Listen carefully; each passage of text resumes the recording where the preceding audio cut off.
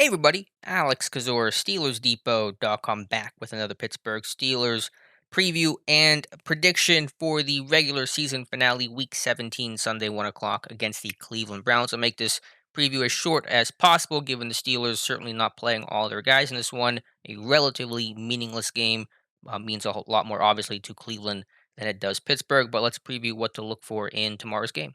As you guys know, Ben Roethlisberger will not play in this one. It is presumed, expected that several other marquee players will not play either, and certainly others will have limited playing time. I don't expect T.J. Watt and Cam Hayward, Marquise Pouncey to play. We'll see about the statuses of guys like David DeCastro, Minka Fitzpatrick, Stephon Tuitt, others like that. Certainly, you're going to try to curb and limit snaps for some of those guys, which is the smart, prudent thing to do. For the Browns, though, they're playing for all the marbles. As Keith Butler said, they win, they're in. If they lose, they need help. Most notably, a Colts loss to the Jags, which you can certainly not count on. So if you're the Browns, offensively, they're going to get the receiver room back healthy. They had all those guys on COVID last week, and that was one of the reasons why they got upset by the Jets. They are who they are, though. I think, as Dave Bryan said on the podcast earlier this week, they are a team that's going to rely on the run game with Nick Chubb, Kareem Hunt. Remember in that first matchup, well, the Steelers, held Cleveland's run game in check. They did not have Nick Chubb. They did not have guard Wyatt Teller, who's been excellent for them this season. And they'll have those guys this week, so that's critical for them. They're going to run inside zone. They're going to run more gap schemes than they have in years past, and they run a lot of play action off of it. And that can be vertical shots off of play action. That can be the screen game off of play action. So you got to watch out for those tight ends: Austin Hooper, David Njoku, obviously Jarvis Landry is going to be their money down possession type of guy. They got some vertical threats in Rashard Higgins. Donovan Peoples Jones, the rookie from Michigan, has played really well his last 3 games. He's got 8 catches for over 200 yards and a touchdown. So I think where it starts for Pittsburgh's defense is some of these backup rotational linemen who's likely to be playing a lot more in this game. Talking about guys like Chris Wormley, Henry Mondo, Isaiah Buggs, Carlos Davis. How will they step up against this Browns rushing attack? That'll be key if they play well. This game can be competitive. If not, it'll be a long day for Pittsburgh.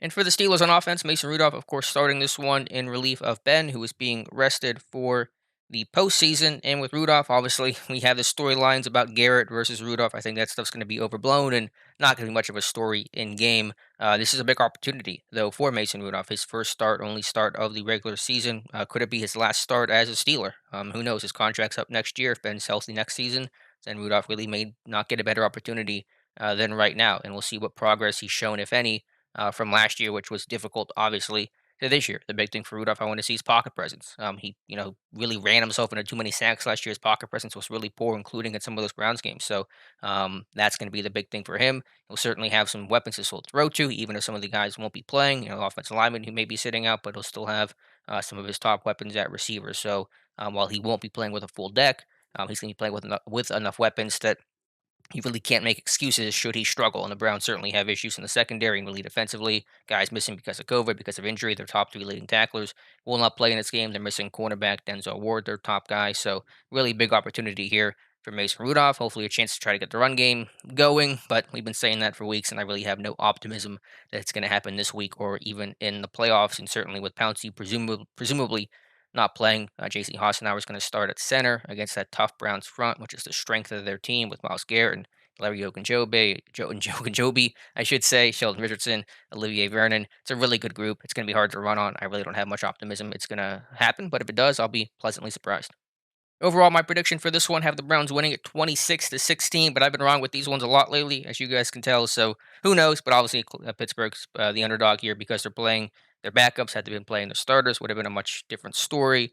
But the goal here is just get healthy, get some of these young guys some playing time. Whether you're talking some of the outside linebackers, some of the cornerbacks, hopefully we can see play Antoine Brooks, Justin Lane, maybe some James Pierre, and just trying to get out healthy. Pittsburgh can get the 2 seed if they win and Buffalo loses. If not, they'll be the 3 seed and potentially could face the Browns in a wild card weekend matchup. Could be Baltimore, could be, I think, Miami. There's a possibility of that as well. We'll have to see what happens, but we'll certainly keep you posted on who they're slated to face in wild card weekend next weekend. So let me know your thoughts in the comments below. Actually, one other quick thought here. Interesting on the kicker situation. I'm recording this here Saturday morning, and the Steelers have yet to make any final roster moves for tomorrow's game. But we'll see what they do at kicker. Chris Boswell not playing in this one, and will they sign Matthew Wright to the 53 and have him be the kicker? They will have to create a roster spot for him, or will they do something else? So that's kind of an interesting wrinkle that you probably already know the outcome of.